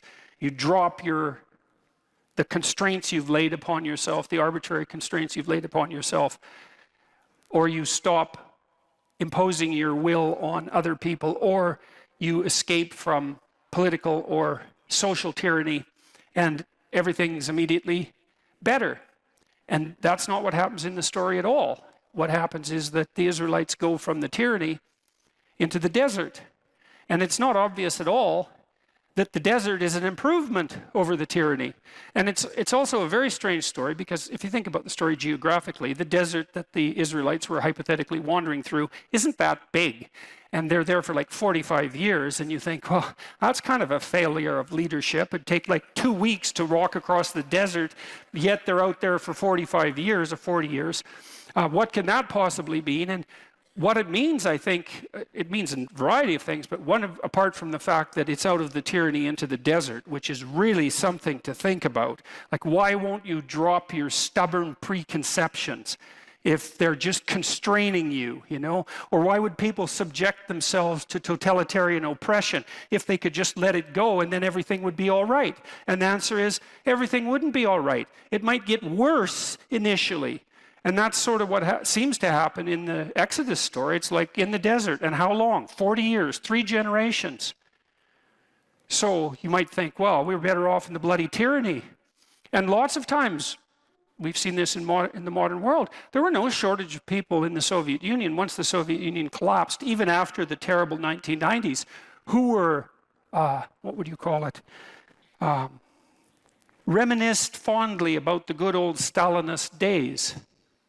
And you can kind of understand that, because maybe knowing exactly what you should be doing all the time is preferable to not knowing what the hell's going on ever. And maybe that's the distinction between the tyranny and the desert. You know, you drop the tyranny, but then what? Well, what happens in the desert? The Israelites are wandering around there for like decades, and they fight amongst themselves. And Moses has to act as a judge.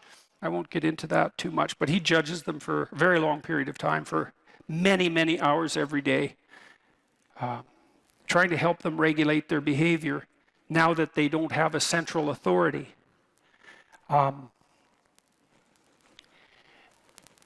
They also become faithless. That the story insists upon this, that they lose their faith in the God that called them out of Egypt. And so you could say they lose faith. This is one way of thinking about it. They lose faith in the principle of freedom. And it's not that surprising, because now they're free. They're in the desert, and so that's kind of rough. And so why would they be Why wouldn't they continue with their faith in the God that called them to freedom? He says, well, look where you brought us. This isn't so good. And then they start to worship false idols. And that's relevant to tonight's topic of discussion because we're talking about ideology, right? I said abandon ideology. It's the same idea, false idols. What makes an idol false? The Israelites are thinking, well, God and his desire for freedom brought us to this desert. How about a new God? You know, one that's not so annoying, let's say. And so that's all well and good, and they start worshiping all sorts of different idols, golden calf, for example, and they're having a fine old time of it, fractionating into their multiple groups of belief, worshiping false idols. I should make just a side note about what worship means, because it's a weird word. And I would say, you know, if you hero worship someone, then you want to be like them. And so worship has that fundamental element of mimicry. And so that's tied nicely to this notion that what you believe is what you act out, not what you say is true. And so to worship something is to be compelled by the desire to imitate it. You know, you might say, well, if you're a big fan of a star, someone make a joke near you and say, well, you worship that person. It's like, well, it's not exactly a joke. The grip of that admiration is part of the impetus to imitate. And so then I would say, well, just as what you value most highly is that which you act out, what you worship is that which compels you to imitate. That's what the act of worship means. To imitate and to celebrate. To celebrate is to put at the highest place. To say this is the highest of values. And so now the Israelites are out in the desert and they're worshiping false idols, which means they're putting the wrong thing in the highest place. And then we have the same objection. How do you know that it's the wrong thing? Which is the same question. How do you know when a belief is an ideological belief and when it's valid? Or can you even say such a thing? And how do you know when you're saying it that you're not just falling into the same trap? I'm trying to puzzle that out piece by piece. I want to tell you a side story here, then we'll go back to the narrative. A couple of side stories. On the back of your dollar bill, there's a pyramid. And at the top of the pyramid, there's a cap, and the cap is separated from the pyramid, and there's an eye in the cap. Okay.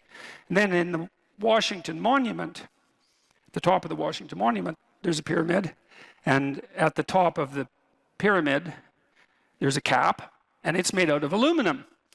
In ancient Egypt, that cap was made out of gold. And the reason it's made out of aluminum in Washington is because aluminum was more expensive than gold when the Washington Monument was made, and they wanted to make the cap of the pyramid, which is the thing at the very top of the pyramid. They wanted to make it out of the most valuable material. Now, why would you want to make what's at the top of the pyramid out of what's most valuable?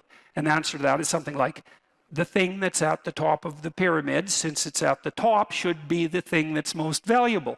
And what's most valuable? Well, gold's valuable. Why? Well, it's like the sun. It's incorruptible. It's a noble metal. It gleams like the sun. It's a symbol of value. And so the notion there is that the thing that's at the very pinnacle of the pyramid should be the thing that's most valuable. And then we're back to the question. How do you know that something is valuable compared to something else? Okay, so put that aside, back to the Exodus story. So the Israelites are worshiping all these false idols, and God's getting upset about this. And he sends a bunch of poisonous snakes in amongst the Israelites to bite them. And which seems kind of heavy-handed, you might say, because the poor Israelites, they're thinking, tyranny, desert, snakes, you know, enough. And fair enough, you know, I have all sorts of sympathy for their position, because out of the tyranny into the desert, that's no joke. And then to add snakes to that seems like too much. But doesn't matter, because you'll find yourself in your life at times when you've gone out of the tyranny into the desert and you're suffering plenty, and then the snakes come and you're suffering even more. And well, the Israelites get together and they go to Moses. They get together and they think, okay, enough snakes. We'll repent. They go to Moses and they say, look, we get it. Can you have a chat with God? Get him to call off the snakes. And so Moses says, I'll see what I can do. And he goes and has a chat with God. And he says, you're stiff-necked people. It's a reference to the Pharaoh. Repent. Do you think you could do something about the snakes? And God has a perfect opportunity there to just get rid of the snakes since he brought them. But that isn't what happens. And that's extremely strange, at least. Now, I'm not going to claim that what I am going to tell you that I think it means is what it means, because who knows these things. But I think we could all agree that at the very least, that's very strange. The whole story is strange, but that's strange. Moses goes to God. He says you could call off the snakes, and God doesn't.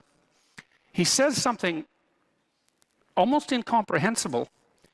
Instead, he says, you should take Moses already has a staff. It's the staff of Moses, and he's done all sorts of magic tricks with it before, like turning it into a snake and having it turn back into a staff. And I won't get into that. That's a very interesting idea in and of itself. But God tells Moses' staff is also the staff of God. It's the thing that Moses relies on. It's, in some sense, it's the thing he can lean on. And so the staff is something you can lean on. And when you're walking, of course, the staff helps you stand and walk. And so it's a support. It's something reliable. Anyways, God tells Moses, take the staff and cast it in bronze, and then cast a snake in bronze, so make a sculpture, and stick the snake on the staff and put the staff in the ground, and then have the Israelites go look at the snake. And if they do that, then they won't be poisoned when they get bitten. And you think, what the hell is going on with that story? It's like, it's so peculiar. This is one of those situations with the story. You think there's either something deep going on here, or it's completely, I don't know what your conclusion can be. It's incomprehensibly strange, but that's the story. And so anyways, the Israelites go and they look at the snake, and then they're not poisoned anymore. And then here's even a weirder twist on that story. So many thousands of years later, Christ says, according to the Gospels, that he has to be lifted up like the snake Moses hung on the staff in the desert, which takes a story that's already unbelievably peculiar and makes it way more peculiar. Because you think, well, why in the world would someone who is reputed to be the savior of humanity, regardless of whether or not you believe that, why would he associate himself with a snake? And then, especially given, the reputation of the snake, and more particularly, why associate himself with the particular snake that Moses used because God told him to in the desert?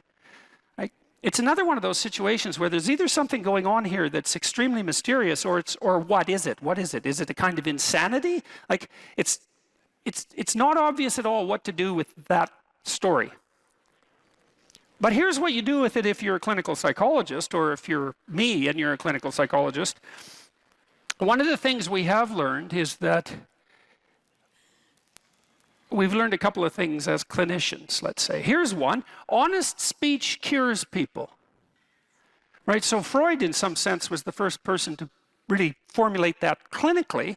He said, come to my practice, and you can lay on this couch, and you just say whatever comes into your mind with zero censorship. And the consequence of that will be your thoughts will weave a pathway to your problems, which will then reveal themselves in a manner that, in principle, allows you to, for Freud, express the emotion associated with the problem and be cured as a consequence. Now, I don't think Freud had that right, because it's not the expression of the emotion that's curative, but it is the case that clinicians have agreed that untrammeled speech, so that would be free speech, except in the clinical setting, is in fact curative. And you kind of know that, right? Because you have people around you, perhaps, that you can tell the truth to, and vice versa. And there are times when, well, all the time, that might be painful because they tell the truth, and so do you, but it's really helpful, and sometimes it's absolutely bloody necessary, right? Especially if you're in trouble, because you want someone that you can tell the truth to who will return the favor. And so, and because thought is associated with adaptation, then true thought is going to be associated with redemption. So the truth sets you free in that regard. And so that's one thing that clinicians have all converged on, regardless of their school of clinical endeavor. And here's another. If you voluntarily confront what you're afraid of, you get braver. And so the behavior therapists, the Freudians figured this out a bit, because they would have you revisit trauma that occurred earlier in your life. And that's a pretty common therapeutic technique. We should talk about those things that still plague you emotionally. I don't think we should talk about them so that you get to express the associated emotion.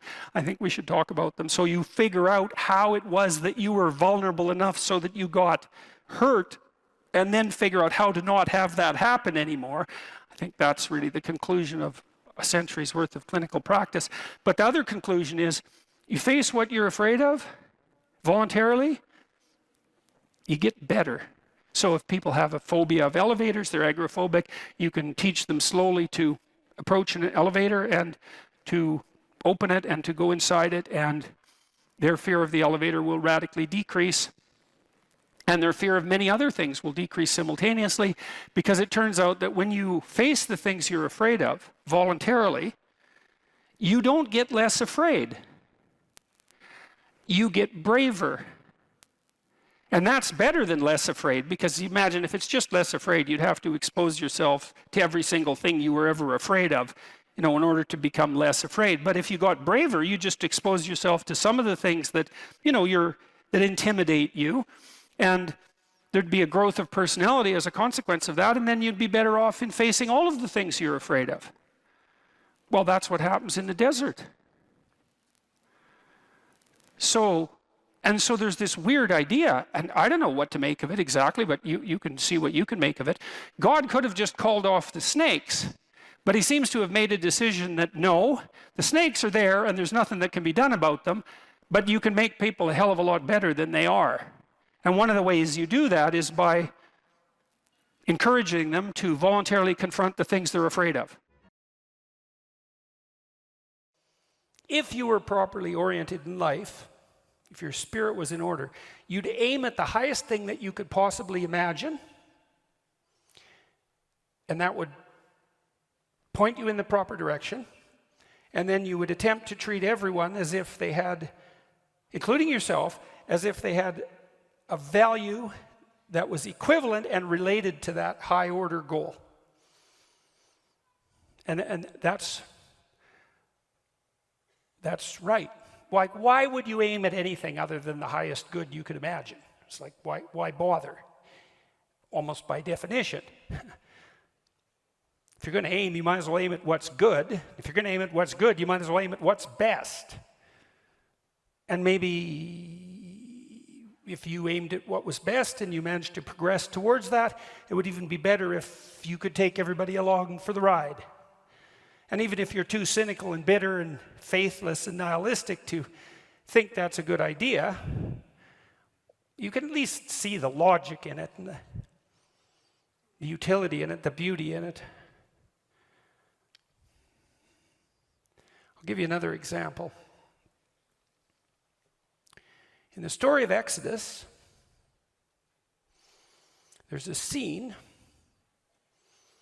before Moses is called on by God to act as a leader of his people.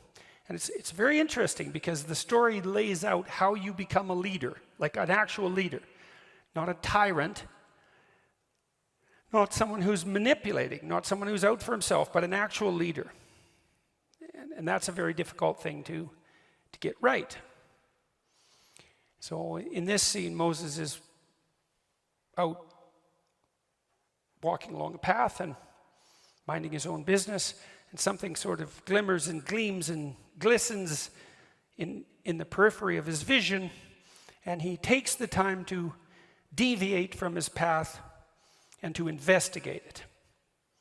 Now that's worth thinking about, because it means something like this, you know, you're going about your business and something captures your attention, something captures your interest. And that's an interesting way of thinking about it too. Something captures your interest. And that's sort of how what's interesting makes itself manifest. You can't exactly choose what you're interested in. It sort of chooses you. And then you can decide whether or not you're going to pursue it or not, or ignore it, and you can decide how seriously you're going to pursue it. But you know perfectly well, you know this from being in school, even if you know you should study for a test, if you're not interested in the subject, it's virtually impossible. You can beat yourself with a stick and you can force yourself to do it, but you're going to fight yourself, and you're probably not going to do that great a job. Depends to some degree on your discipline. Whereas if you're interested in it, it captures your attention, and then you pursue it, it's no problem. You enjoy it, like it engrosses you, and it's much easier to learn and to remember. And that's a real mystery, right? I mean, that's the sort of mystery that if you think about with any degree of seriousness, shows you how the world is constructed in a manner that's unlike what you might think. That things call to you. People often wonder how they should decide what to do with their life. And one answer to that is, well, you should see what interests you. You should pay attention to that. And there's kind of two parts to that, because things that interest you, sort of they come in two flavors. One is positive. You're interested and engrossed. There's something you love, some opportunity that beckons, some doors that open, and you can see them, and you're eager and enthusiastic to move in that direction. And you find yourself compelled and motivated and enjoying what you're doing.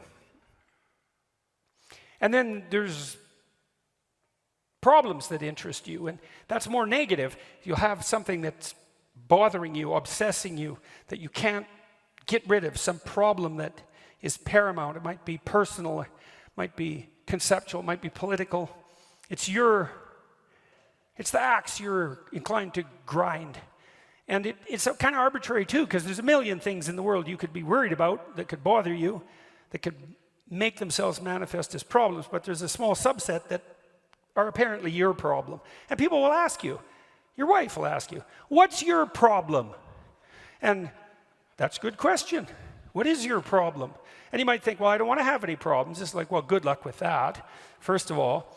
And second, it's not so obvious that you'd rather not have any problems, because, well, then what would you do? And that's an interesting way to think about your problems, is that if they're your problems, maybe what you have to do is solve them. And you might think, well, I don't know how. It's like, yeah, if you knew how, it wouldn't be a problem. Right, so you have to sort yourself out to solve the problem. You'd have to learn way more than you know to solve the problem. You'd have to become way more than you are to be the person who could address that problem.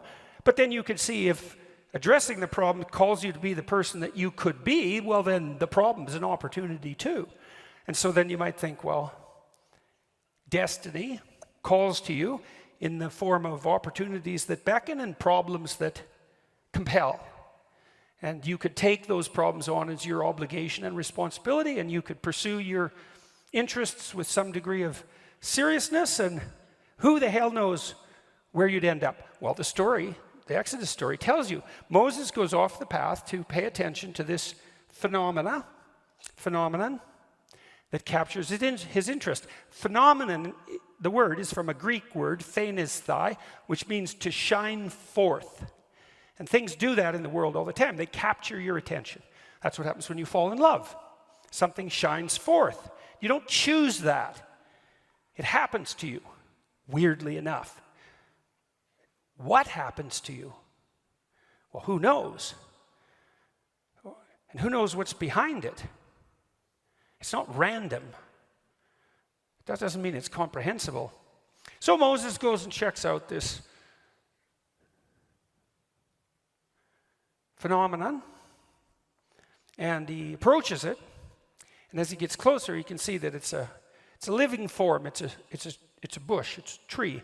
It's on fire, and that's a strange paradox, right? Because obviously, a tree that's on fire would burn into ashes, and trees don't just stand there and burn. Although actually they do, because living things are on fire.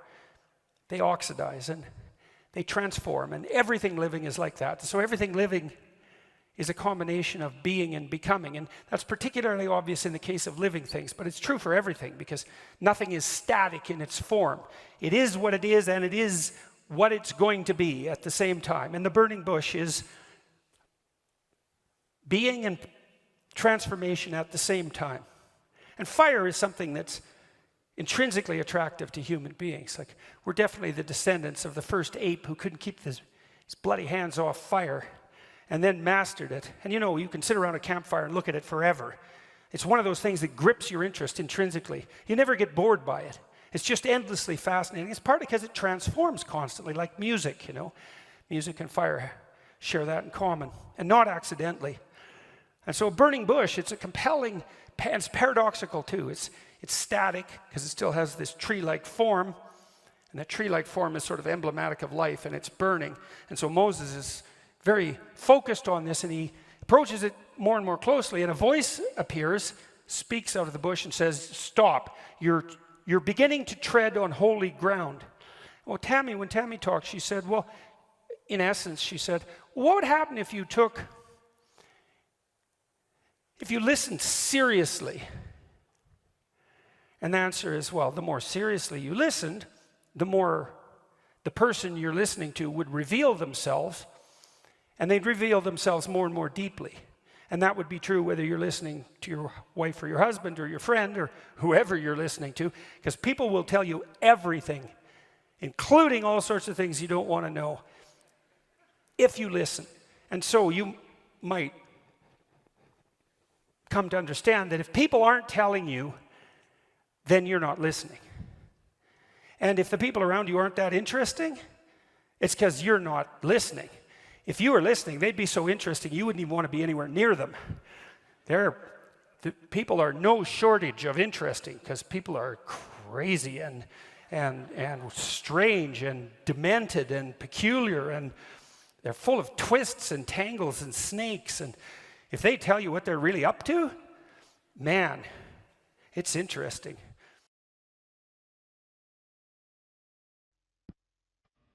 I got together with the woman who was going to become my wife, Tammy. I mean, I've known her since we were 8, and she was a friend of mine when I was a kid, and so we've known each other forever. But we got together seriously when we were in our late 20s, and she was really ready to have a family, like now. And I didn't have a permanent job at that point, although my prospects were good, which was part of the reason she married me. But she wanted to start, and I thought, okay, so I didn't really want to do that. And I thought, okay, what's your problem, Jordan? What is it that you're worried about? And I thought, well, there's an economic issue. That's not really serious. I'll get a job, and she'll come along wherever I go if I have that job. So that's not an issue. It's like, so what then? Well, babies. What the hell do I know about babies? Nothing. I can't take care of a baby. I don't know how to do that. So I said to her, well, the reason I seem to be objecting is because I'm kind of doubtful about the infant stage. Like toddlers, I know what to do with them. I can play with kids. But when they're under a year, they're like a foreign object to me in many ways. I don't know what to do. And so that worries me. And so I'll tell you what, if you'll take primary care for the infant, I'll take care of you and the infant. And how would that be? And I think that's the right role. I really do believe that. And you might think, well, that's sexist. It's like, well, no, not necessarily. How are you so sure that that first year as a mother isn't one of the great parts of the fundamental adventure of being female? Like, so don't give me any crap about that being sexist. That's just, I don't think so. You know, and so what I would do is watch my wife, and if she got tired, spell her off. And I did what I could to take care of the infant, but I knew that, you know, she would take care of that while I stumbled around trying to learn how. And she did that. And that worked fine. And then, you know, as the kids got older, I took more and more responsibility for them. And when my daughter was about 2.5, I think that's right, 1.5, we had our second child. And then I took care of Michaela, the older child, quite a lot after that, because Tammy, of course, was busy, especially that first year with the infant, with Julian. But that worked well. That was a good division of labor as far as I was concerned. And also my wife was very happy about that, because she loved to take care of infants. And that's characteristic of a lot of women, you know, and even those that don't admit it. And it's too bad they don't admit it, because what, there's something wrong with that? Is there some? I saw this tweet the other day about this grandmother, mother of a, you know, a mature daughter, and the daughter had announced that she was never going to have kids, and her mother said, "Oh, I think that's just great. You know, you're gonna just live for you, and that's just wonderful. And I'm glad you can be so independent." And I thought, how could you possibly say something that stupid to your daughter? It's like, you don't want grandchildren, and you're so sure that she's just not ideologically addled about the fundamental realities and beauties and depth of life. It's like, how many things do? We have a career if we're lucky, or a job if we don't. If we're not, we have an intimate relationship, we have a family. That's life, man. You miss one of those, it's, well, you can do it, but it's a big deal not to do that.